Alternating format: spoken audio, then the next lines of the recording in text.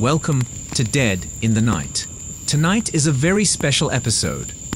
Not only are we going to dive into the world of cryptids and monsters, but we have a very special guest tonight reading with us. The Alternate Nightmare, a profound horror narrator I'm sure you will all be fond of. Enough talk, let's get onto the horror. About 20 years ago, I was living in an isolated cabin on the outskirts of a small town called La Loche, Saskatchewan. The house had been built by my grandfather many years before and was situated at the end of a long dirt road that needed the highway but then turned into another dirt road before reaching it. On one particular winter night, I heard something banging loudly against the back door. It continued to bang for several minutes but eventually went away.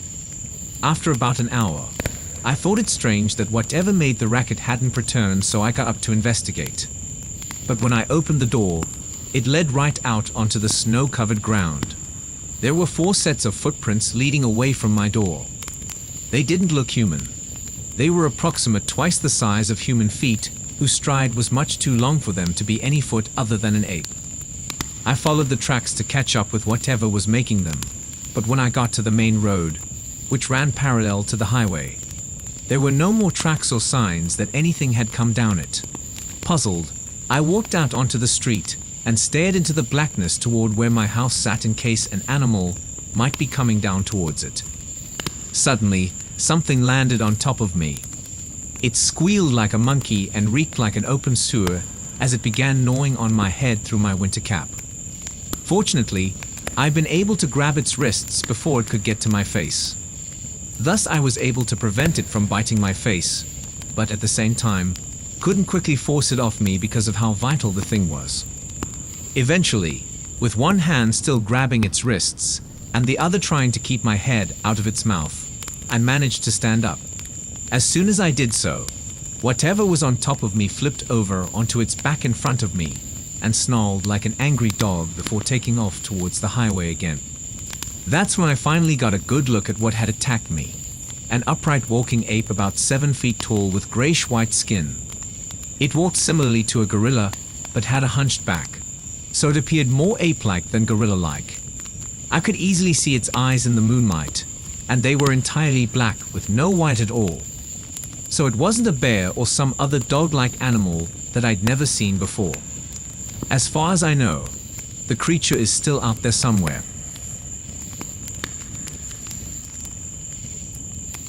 I want to tell you about the single most terrifying thing I have ever experienced as a rookie cop. This messed me up so much that I left the force soon after. I couldn't cope afterward. I won't give any specifics, such as where this happened or an exact date. Even though I'm no longer on the job, there could still be repercussions somehow. God knows the nightmare shall be punishment enough. It started as a regular call from dispatch neighborhood called in saying that she had heard a commotion in the yard next door, and the sound of smashing glass. It was roughly 2 in the morning, and had been loud enough to wake her up. She hadn't seen anything but thought that she'd heard a dog barking, which she'd also found weird. Since the neighbor she was reporting about did not have a pet, we were treating it as a possible break-in since the neighbor said the woman lived alone, so a domestic disturbance was likely, as usual. We were short on officers available for backup, with there already being a shooting that evening that had been taken out most of the shift, as they dealt with multiple perpetrators and witnesses. So it was just my partner and me. These kinds of calls were unusual, but since I was still kind of new, they always kept the adrenaline pumping. I'd only been in the job a couple of years, and I'd already seen 2 colleagues buried. We turned off the lights and sirens as we approached the property. My partner, whom we'll call Joe, went to the front door. I hid into the back. Thankfully, there was a porch light on, so it lighted the yard nicely. The neighborhood called it and had mentioned hearing a commotion. There was trash everywhere. It appeared like whoever had broken and had first emptied all the garbage cans and spread them all over the floor. Mindless destruction, or had they been looking for something? It was hard to tell. There was indeed a smashed window there. Usually, if somebody breaks a window, it's to reach through to an open door. I mean, anyone who watches a movie knows that. But this was a whole window taken out, and it looked like whoever had gone through it had done so in a hurry, as there was blood on the remaining glass. and what looked to be fair. I remember dispatch had mentioned a possible dog of a scene, but not belonging to the property owner. That seemed weird. Perps don't usually bring ship for walkies when casing a joint. Anyway, I push the door, and it opens. I radioed to Joe that I was going in, and we'll open the front door for him. As I check the kitchen, where the broken window is, there is now a trail of blood going all the way to the house. My gun is out, and I'm checking each room as I go through. But nothing. I let Joe in, and we head up the stairs, seeing more blood as we go to. It would be strictly a surprise if I said that I had a terrible feeling about this. Not that any call that involves trails of blood, and well, but there was an extra feeling that something was very, very wrong. I will admit, I was scared. The closer we got to the bedroom, the more intense this feeling grew, and I would even go so far as to say that I could sense evil in that house. Now, maybe that in hindsight, me looking back and adding memories of feelings, I can't know for sure, but I can tell you that what we found when we opened the bedroom door was the absolute epitome of evil. But just before we opened the door, we stood quietly outside it and listened just for a second or two to see if we could glean any extra information about where the perp might be in the room. We could hear what sounded like to people in there, 2 distinct sets of noises. One we assumed was the female of the property, and it said like the poor woman was wondering, but she was still able to make a noise and therefore be alive, which was a good sign. The second noise was more unusual, as it sounded like a heavy pant and a low growl. Now we knew there had been a report of a dog's being hurt, but why can we hear the second person? We busted to the door, guns out and ready, but I don't think we could have ever actually been prepared for what we saw. I know for sure that I will never forget it. It was a lot of blood to start with, and we weren't sure who it all belonged to. The woman was lying on the bed. The covers had been thrown off. They were piled in a heap on the floor. She was worn a 90, which had been pushed up, exposing her legs and panties. They were covered in blood. There was a large wound on one of her legs near her ankle, and it looked like God helped her like a bite mark. The sight of the blood wasn't the most shocking thing about her. It was the look of terror upon her face. And then we saw why I had rushed to the woman while Joe had remained by the door. And now the perp appeared from behind it. I will tell you exactly what it was, a dog man. Let me describe this thing for you. I won't ever forget what he looked like since I see him every night in my dreams. I would guess around 6'5", very well built, strong as an ox, as my nonna would have said. Despite being covered in dark brown, rough-looking hair, you could see its muscles rippling through as it went to the gym. You think the rockin', but with fur. He wore no clothing, but the hair was all over, even on his face. He was bipedal, stood tall and proud. Not like a dog who was begging, but like he was meant to be honest, 2 legs. His arms and legs were in proportion to his torso, although the components seemed to hang a little lower than humans would at the end of the powerful-looking legs, or large feet, each with a large curl. The claw, kind of like a talon, and at the end of each long arm was a large paw again, with razor-sharp-looking nails. That all led up to the head. If the body of this abomination was meant to resemble man by a shape, the head was 100% dog. I could have been looking into the face of one of our canine units. It was a German Shepherd for sure, which may be some wolf thrown in. The small pointy ears were pressed down. The long black snout was dripping. Small black eyes stared right at me. And the mouth was open, curled lips, and a snorkel to show a perilous set of teeth. There was now fresh blood all around the maul, and that was when I also noticed more blood matting the hair on one side of its body. It must have been the blood trail that we had followed from the broken window. Now, I don't know about you, but when I watch a horror movie, and the hero doesn't bat an eye when they see the vampire or creature or werewolf or monster, just instinctively somehow knows what to do to kill them. If I met a nightmare in real life, I always thought to myself, I'd probably soil myself and run away or be completely frozen in fear. It's one thing to go onto autopilot and use your training when you're faced with a human, but there are no lessons at the academy about what to do when you meet a non-human foe. Suddenly, it leaped at me, and then I heard a bang. There was a flash, a howl, and a crash. Joe had managed to do one better than me and had come out of a shocked stupor. When the thing made to attack me and shot it, it had hit the beast and then smashed to the upstairs window into the garden below. In the few seconds it took to a lookout, It was gone. There was a load more blood and hair in the rosebush below the window where it had landed. But it was now gone. Training kicked in. And then we dealt with the victim stemming the blood flow on her leg until the EMTs arrived. And the poor woman was traumatized, as you would expect. Thankfully, it had only been a physical attack. And I say only knowing full well just how traumatic the entire thing was. And believe me, if it had gone from sniffing to worse anyway, she was patched up and allowed to go home by then. I had already had the talk with the brass told to change the statements and told them party line was to be a human messed up on PCP had broken and looking for cash. There was no such dog, man. So it wasn't long after that I left. And you know the absolute worst thing about the entire story. People know about this. And it's being covered up. These creatures, these predators are natural. And nobody, for whatever reason, is allowed to talk about it.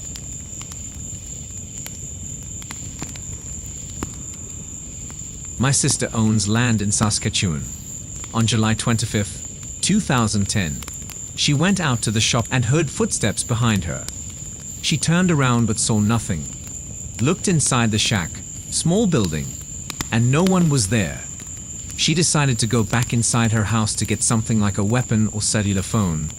But when she returned only seconds later, only seconds it seemed, another set of footsteps approached from behind her on the concrete flooring. She ran back into the shop again, but saw that nothing was there again. Then she closed her eyes because she didn't want them to think that she could see them or hear them. So now they were following her through the thickets onto the grassy area next to where she lives. She couldn't get a signal on her phone, so she ran back inside the house and hid in a closet. The footsteps were going from one side of the house to another. She didn't have a way to call anyone, so she called me. They were very tall, over 7 feet, and very skinny and pale, and had no hair except for some long stringy hair over their ears. Their arms were long and lanky, but also muscular. One of them told her telepathically, "We don't want to hurt you." She didn't respond back because she was scared. Then a few seconds later they left. My sister said that it felt like there were 4 of them. 2 in the house and 2 outside, just watching her. The next day my brother went to clean his moose hunting stand on the place. It is about an hour from where she lives. He found 2-3 sets of footprints around some broken branches at the bottom of the tree right next to him. If he had been sitting under those trees, he would have been killed for sure, as those branches were lying on the ground. On July 31st, 2010, she went back to Saskatchewan, to her land. She saw 3 sets of those footprints under a tree right beside her shop. Then one set walked into a thicket and circled around where my brother sleeps when he goes hunting there every year. He has been going there for 10 years now, but he wouldn't go in that area because it was too dangerous. This sounds like what you have been talking about whenever we talk about UFOs or Bigfoot or whatever else is out there. My sister is scared to death. The individual requesting anonymity lives near Anchorage, Alaska, and contacted me after reading several articles at this website. The landowner also indicated they were being harassed by black helicopter sightings around their property. The location is approximately 30 miles southwest of the junction between the Talkeetna Mountains and the Alaska Range, which includes Mount McKinley. The area where the landowner lives is in a lush forest with some spruce trees mixed in with other types of trees, while some are hardwoods such as birch, poplar, etc. Rivers are nearby about 1 mile away on 2 sides of her property. There are also lakes closer to her home that have trout in them according to what she told me. Saskatchewan has experienced its share of Bigfoot encounters over the years. In 1905, tales began circulating throughout Indian reservations near Prince Albert. Population 35,000. An ape-like creature up to 8 feet tall and weighing about 500 pounds was wandering around in the wilderness and attacking trappers. This is tough for me to talk about, but I need to do something about it. My wife and kids don't know I'm telling you this, but I want it out there because maybe someone else can learn from our experience. In 2012, we rented a small cabin in Heather Point on Spalding Lake in Saskatchewan, Canada, near Hudson Bay. For those who aren't familiar with the area, it's right on the lake between many other cabins. The place was very rundown and cheap, no phone service, no TV, etc. That didn't bother us, though. We just wanted to get away for some peace and quiet so my family could enjoy nature. On our second day at the kitchen table having dinner when my 6-year-old daughter said she had seen a man when we first went inside to look around.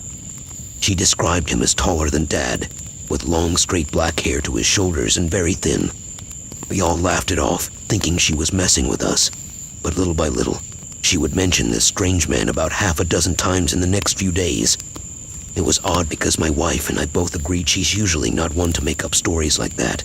So we made a joke out of it and would ask her who the man was now and then. One night my son woke around 3 a.m. from sleeping on the couch at the living room entrance, saying he heard someone walking outside near our car. He said they walked around the car on the gravel road, went up to our cabin door, and knocked real loud for about 30 seconds. He said he couldn't get out of bed because he was afraid, but they walked away when they didn't answer. My wife had stayed up late watching some TV in the living room, and she swore she didn't hear anything, and I believe her. My daughter would end up mentioning this man no less than 4 times over the next couple of days, with more details each time. One day it got so bad my wife convinced her to draw a picture of him. This is what she drew: a tall human-like figure with long dark hair parted down the middle, sharp thin face with big eyes, no tears, and naked. She was also adamant that he had something on his head that looked like antlers or horns coming out of it. She said they looked like deer antlers, but more like elk. Each time my daughter would talk about this man, we would casually dismiss it until one night when she said he came into our cabin looking for food. My wife tried to convince her she must have been dreaming, but my daughter insisted with wide eyes full of terror that he came right in. Through the window, we all went outside to look around but didn't find anything. The next night we brought some mousetraps out and set them up. About a week into being there, my wife's brother visited us from Anchorage with his family for a few days. On the second day of his visit, while I was out on a boat ride with him and some other guy, my daughter said she saw the man come back again. This time she said he had been watching us from behind a tree by our place while we all fished off the deck. She described him as standing on 2 legs this time, but that his hair was still parted down the middle, and he still looked skinny with antlers coming out of his head. She said he had watched for about an hour before heading back into the woods. My daughter also mentioned that she saw him standing on our car once, too. It's a black car, so I couldn't see if there was someone on it or not, but my wife and I both agree we didn't leave anyone up there. Another night my son woke up again at 3 a.m. to the sound of wood chips being knocked off our grill by something heavy landing nearby. He got out of bed to take a look outside and told me he thought he saw a tall person walk past our cabin from behind with long hair, but that they were going away from the lake toward the other side where the trails are. I was too tired to go out and look, but I did hear a weird wood knocking sound outside the next day. The same night my son also woke up because he heard something in our hallway. He says it sounded like a heavy person walked right past him toward the bathroom, then stopped and watched him for a while before going back around the corner into the living room where we keep our couches set up. That morning, we all went outside to check on some traps we had put down overnight but found nothing again. Anyway, long story short, here's what happened on Sunday. I was sleeping in late after fishing all night while my wife and brother-in-law took my nephew out hiking with them on some trails by our place.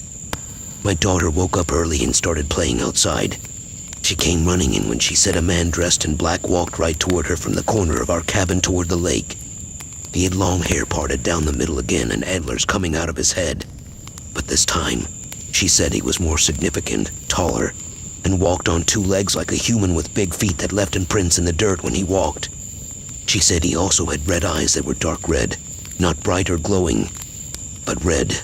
My wife came rushing upstairs to tell me about it while I was still half asleep, so I quickly jumped up to look around outside.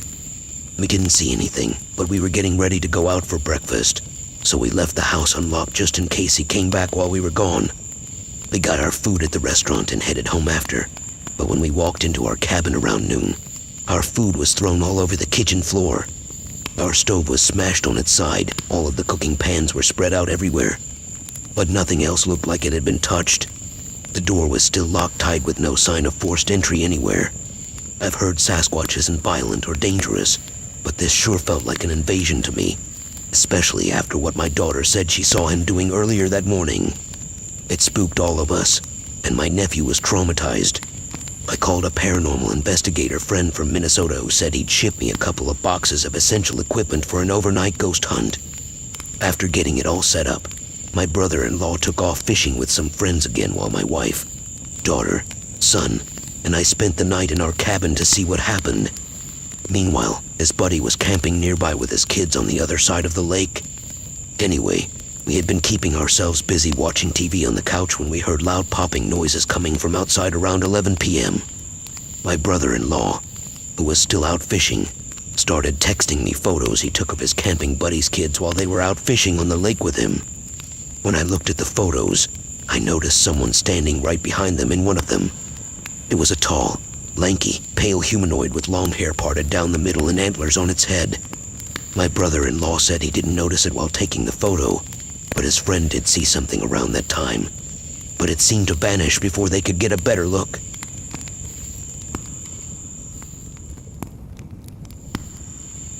In 2009, I just got a new job, not many friends, just me and my cat. I was told by the guy who showed us the house that there was an old abandoned shack right behind it. So if I needed privacy, go ahead. One night around 10 p.m., I came home from work. All of a sudden, I heard screaming, growling noises coming from behind my house. So I went to confront whatever was out there. When I got back to my house, the growling noise stopped. I called out saying, "Hello, is anyone out here?" There was no response, but something at this point weird happened. My cell phone, which usually takes forever to charge, had fully charged in 15 minutes. That's when I said screw this and grabbed a knife with a flashlight and went for a walk. When I got to the other side of my house, the growling noises started again. I could tell whatever was making this noise was no more than 20 ft away from me. The forest behind my house is not dense and has very little tree coverage, so I could see pretty far back there. But what I saw was unbelievable. At first glance, it looked like an ape except that it had long arms to its knees, 3 ft longer than usual. And that's when it noticed me too. It made eye contact with me for about 1 min until it decided to run at me. It ran on 2 legs when it did this, but also lifted its arm, hands/paws into the air. When it got to me, I don't remember much except that I was in shock, and when I turned around to run, blood started gushing out of my nose. My neighbor, who heard the commotion, came over to check on me. And after I told him what happened, he advised me not to report this. I have lived here for 2 years now, and have had several strange things happen, including something trying to get into my house at night. I believe this took place sometime between 1950 to 1955, when my uncle's dad owned one of the houses on this slight stretch of road that ran alongside a dammed-up lake. All the men in town were putting in an extension to an older dock already there for fishing and other recreational activities. This included my uncle's dad. My uncle was a young teen at the time, maybe 13 or 14 years old, and his older brother Steve had gone to live with their mother in Calgary after she divorced their father. They were not living on the farm anymore, probably only about 5 miles from Joe Average place. So it left both of them alone since they were each out building their own house while saving up some cash to get Steve from Calgary when he graduated high school in a couple of years. Right before this all happened, these red-tailed hawk birds had started going crazy over where the extension to the dock was being built. The builders had no idea why, but all of them figured it might be due to some endangered or threatened species around that area. But whatever it was, they didn't care because they were just happy someone else could find it instead of trying to hunt for something they would never find in the first place. Then one fateful evening, right before dark, when these men were starting to pack up their tools and call it a day, my uncle's dad started hearing something thunderous, walking back and forth across the lake bed towards his direction. He dismissed this at first, thinking that maybe what he heard was someone out for a late jog or perhaps kids messing around just about ready to come home from school since this whole stretch of road was in the same town. At first, he thought it might be someone local who lived nearby since all these houses were built on Foreman's 5-acre plots of land. Still, then when he looked closer and saw that whoever was coming closer to him had highly long legs with skinny arms and fingers, he knew immediately this wasn't some local fellow out for a late jog or kids messing around after school. My uncle's dad called his co-workers over to where they were standing because this jogger was getting much too close for comfort. And if you've ever seen how fast people can run away from an alligator back in Florida, you get the idea. Since my uncle's dad was a practical man, he never said anything about seeing a guy with wings. And being in Alaska, no one would have taken him seriously if he did start telling ghost stories to his friends in front of their wives and kids. His reasoning for this is that taking what they saw in a positive light means there isn't anything to worry about from whatever they saw. So he just kept quiet, assuming this thing didn't have any interest in them. But maybe it did have an interest in the tools they left behind so quickly. Well, when the guys finally got together, they walked out towards where all the noise was coming from, thinking someone had broken into the equipment shed that held all their tools. When they got to the edge of the forest looking over into the lake bed, this huge thing was leaning against the wall, which now had a big hole smashed right through it. It was getting dark at this point, so all they could see was an extremely tall, lanky human-like figure standing there with its back towards them, staring out through what used to be their new dock extension. They quickly turned on their flashlights and started shining them on whatever it was, hoping for it to turn around. One of the guys said he saw long stringy hair hanging down past its shoulder blades, almost like dreads. But my uncle is pretty sure that dreads aren't a word and that my uncle's dad must have said it wrong. The other guy shining his flashlight on the thing started to say out loud, "What are you?" or something like that. And as soon as he finished saying this, the creature turned around and looked right at them. The two men were pretty amazed by what they saw, since all they could see in the dark were extremely dreamy eyes glowing back at them from across the lake bed, which now seemed so much bigger than before. They didn't know what to do about anything at first, so they just stood there staring back, waiting for whatever it was to turn away first. Eventually, after a couple of minutes, they could hear loud flapping noises coming from behind them, and it sounded like a whole flock of seagulls. They immediately turned around to see what was happening behind them, only to find that the noise they heard was coming from hundreds of bats flying out from under the dock where they had been working all day. It was at this moment when both men started screaming as loud as they could, "It's a ghost," or something like that, and quickly taking off, running back towards their house as fast as possible, yelling as they ran. It freaked the women and kids watching all along, thinking some terrible creature had followed them home.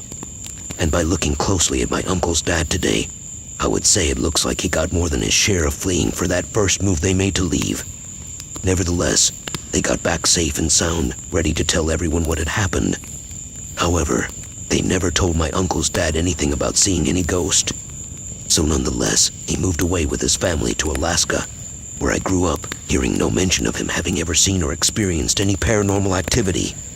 Now let me interject here by saying that if my uncle told me this story as an adult, then obviously, whatever was following them home turned out to be more than just a ghostly encounter. And I believe that whoever or whatever it is that follows people home will only stalk you until you've left the country, state, town divided by etc. But once you're far away from that place or claimed by another entity, these entities will no longer be able to stalk you. So, where did the story end? Well, my uncle's dad got a job working in a mine outside of Fairbanks, Alaska, and eventually started his own family there, where he survived until he passed on at the age of 70. So what do I think this creature was that my uncle said his dad saw? If you enjoyed this video, be sure to subscribe for more terrifying stories, eyewitness encounters, and more. Also, if you enjoyed the wonderful work of the alternate nightmare, you can find the link to his channel in the description below. As always lads, stay spooky.